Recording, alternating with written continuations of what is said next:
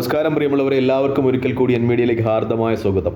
Israel ഫലസ്തീൻ്റെ വിമോചന നേതാവ് യഹിയ സിൻസറിനെ തിരഞ്ഞു പോകുന്നതിനിടയിൽ ഇസ്രായേലിൽ വലിയൊരു ആഭ്യന്തര കലാപമാണ് പൊട്ടിപ്പുറപ്പെട്ടിരിക്കുന്നത് എന്ന വാർത്തയാണ് അവസാനമായി പുറത്തു വരുന്നത്. കാരണം യഹിയ സിൻസറിനെ ഫലസ്തീനിൽ നിന്ന് കണ്ടെടുത്ത് കൊല്ലുന്നതിന് വേണ്ടി ഇസ്രായേൽ സ്വീകരിച്ചിരിക്കുന്ന സാങ്കേതിക വിദ്യകൾ വളരെ നവീനവും അത്യന്താധുനികമാണ്. കാരണം അവരിപ്പോൾ പ്രയോഗിക്കുന്ന സാങ്കേതിക വിദ്യ അനുസരിച്ച് ഇസ്രായേലി സൈനികർ വേഷം മാറി വന്ന് പാലസ്തീനിൽ പ്രവേശിച്ച ഇസ്രായേലി സൈനികർ വേഷം മാറി അവിടെ കാണുന്ന പാലസ്തീനികൾക്ക് ഷേക്ക് ഹാൻഡ് കൊടുക്കുകയാണ്. അപ്പോൾ ഷേക്ക് ഹാൻഡ് കൊടുക്കുമ്പോൾ അതിൽ ആരെങ്കിലും യഹിയ സിൻസർ ഉണ്ടെങ്കിൽ അവരുടെ ബ്ലഡ് കയ്യിൽ പറ്റുകയും നിമിഷ നേരങ്ങൾക്കുള്ളിൽ തന്നെ ആ DNA പരിശോധിച്ച് അത് യഹിയ സിൻസർ ആണെന്ന് തിരിച്ചറിയുകയാണെങ്കിൽ യഹിയ സിൻസറെ കൊല്ലുവാൻ പറ്റുന്ന രീതിയിലുള്ള സാങ്കേതിക വിദ്യയാണ് ഇസ്രായേൽ ഫലസ്തീനിൽ പുലർത്തുന്നത് യഹിയ സിൻസറിനെ കണ്ടുപിടിക്കുന്നതിന് വേണ്ടി എന്നാണ് പാശ്ചാത്യ മാധ്യമങ്ങളും ഇസ്രായേൽ മാധ്യമങ്ങളും ഒക്കെ വിലയിരുത്തുന്നത്. അത്രമേൽ വലിയ സാങ്കേതിക വിദ്യയാണ് ഇസ്രായേൽ അവിടെ നടപ്പിലാക്കുന്നത്. മറ്റൊന്ന്,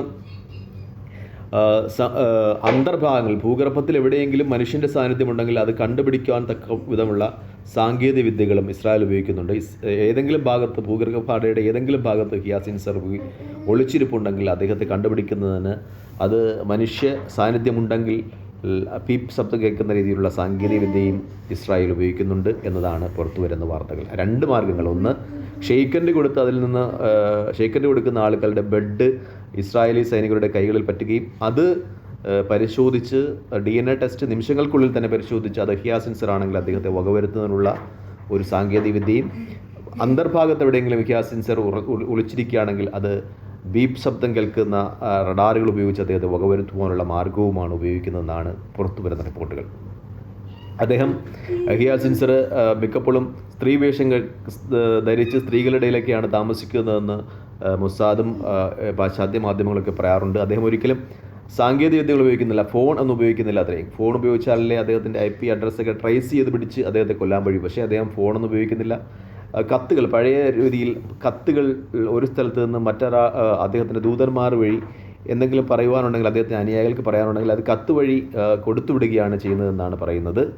ആ സാങ്കേതിക വിദ്യമൊന്നും ഉപയോഗിക്കുന്നില്ല. അദ്ദേഹം ഒരു സ്ഥലത്ത് 24 മണിക്കൂറിലധികം നിൽക്കുന്നില്ല എന്നാണ് പറയുന്നത്. 24 മണിക്കൂറിൽ അധികം ഒരു സ്ഥലത്ത് നിന്നാൽ അവിടെ ചാരന്മാർ കണ്ടുപിടിച്ച് അത് ഇസ്രായേലിൻ്റെ കൈകളിലെത്തി, മൊസാദിൻ്റെ കൈകളിലെത്തി അദ്ദേഹം വധിക്കും എന്നുള്ളത് കൊണ്ട് അദ്ദേഹം 24 മണിക്കൂറിലധികം ഒരു സ്ഥലത്ത് നിൽക്കുന്നില്ല എന്നാണ് ഏറ്റവും പുതിയ വാർത്തകൾ. മറ്റൊന്ന്, ഇസ്രായേൽ വലിയൊരു കലാപം പൊട്ടിപ്പുറപ്പെട്ടിരിക്കുകയാണ്. കാരണം ഒക്ടോബറിൽ ഇസ്രായേലിൽ നിന്ന് തട്ടിക്കൊണ്ടുപോയ ബന്ദികളിൽ 6 പേര് ഇന്നലെ ഇസ്രായേൽ സൈനികർ പാലസ്തീനിൽ നടത്തുന്ന റെയ്ഡിനിടെ കൊല ചെയ്യപ്പെട്ടു. തുരങ്കങ്ങളിൽ അവരുടെ ഭൗതിക ശരീരം കണ്ടെത്തിയതിനെ തുടർന്ന് ഇസ്രായേലിൽ ആ ബന്ദികളുടെ ബന്ധുക്കളും ഇസ്രായേലിലെ ജനാധിപത്യ വിശ്വാസികളും തെരുവിലിറങ്ങി ബെഞ്ചമിൻ നെതന്യാഹുവിനെയും പ്രതിരോധ മന്ത്രിക്കും മൊസാദിനുമൊക്കെതിരെ ശക്തമായ പ്രതിഷേധ പ്രകടനം നടത്തുന്നു എന്നാണ് കിട്ടുന്ന റിപ്പോർട്ടുകൾ.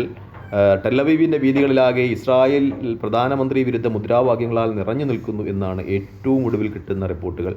ലോകത്തിൻ്റെ അയൺ ഡോമുകളുടെ സുരക്ഷിതത്തിൽ കഴിഞ്ഞിരുന്ന ഇസ്രായേൽ എന്ന രാജ്യത്തിന് മേൽ അശാന്തിയുടെ ഭയത്തിൻ്റെ വിത്തുകൾ വിതറി എന്ന വാർത്തയാണ് ഏറ്റവും അവസാനം കേൾക്കുന്നത്. കാരണം ഇത് മിക്കപ്പോഴും പാലസ്തീനികൾക്ക് മാത്രമായിരുന്നു അനുഭവേദ്യമായിരുന്നത്. പാലസ്തീനികളായിരുന്നു അഭയാർത്ഥികളായി ഈജിപ്തിലോട്ടും ജോർദാനിലോട്ടും മറ്റു സ്ഥലങ്ങളിലോട്ടും ഒക്കെ പൊയ്ക്കൊണ്ടിരുന്നത്. ഇപ്പോൾ വടക്കൻ ഇസ്രായേലിൽ നിന്ന് ഹിസ്ബുള്ളയുടെ മിസൈലുകൾ പേടിച്ച് സുരക്ഷിതമായ സ്ഥലങ്ങളിലേക്ക് ഇസ്രായേലികൾ പലായനം ചെയ്യുന്ന ഒരു സംഭവം ചരിത്രത്തിൽ ആദ്യമായി ഉണ്ടായിരിക്കുന്നു എന്നതാണ് വസ്തുത.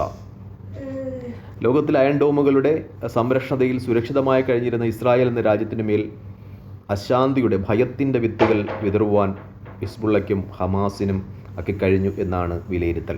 യുദ്ധം എത്രയും പെട്ടെന്ന് തന്നെ നിൽക്കട്ടെ. പാലസ്തീനും ഇസ്രായേലും പരസ്പരം അംഗീകരിക്കട്ടെ. പാലസ്തീൻ എന്ന രാജ്യത്തെ ഇസ്രായേൽ എന്ന രാജ്യത്തെ പാലസ്തീനും അംഗീകരിക്കട്ടെ.